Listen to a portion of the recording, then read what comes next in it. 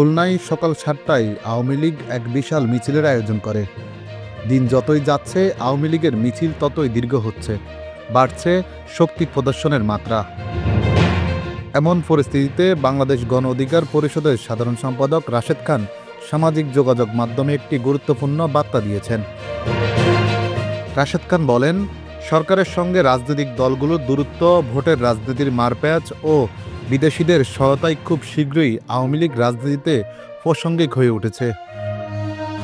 তিনি হুঁশিয়ারি দিয়ে বলেন, ফ্যাসিবাদ বিরোধী শক্তির মাধ্যমে ন্যূনতম বোঝাপড়া ছাড়া আওয়ামী লীগের ফেরানো সম্ভব নয়। আওয়ামী লীগ কোনো ছোট শক্তি নয়, যদি কেউ তাদের ছোট ভাবে তাহলে সেটা হবে বড় ভুল।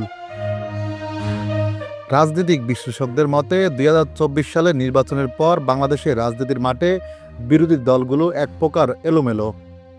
এই সুযোগে আবার সংগঠিত হচ্ছে আওয়ামী লীগ। তাদের মাঠমুখী রাজনীতি ও মিছিল মিটিংয়ের মাধ্যমে তারা জনগণের মাধ্যমে বার্তা দিতে চাচ্ছে, আমরা এখনও মাঠে আছি।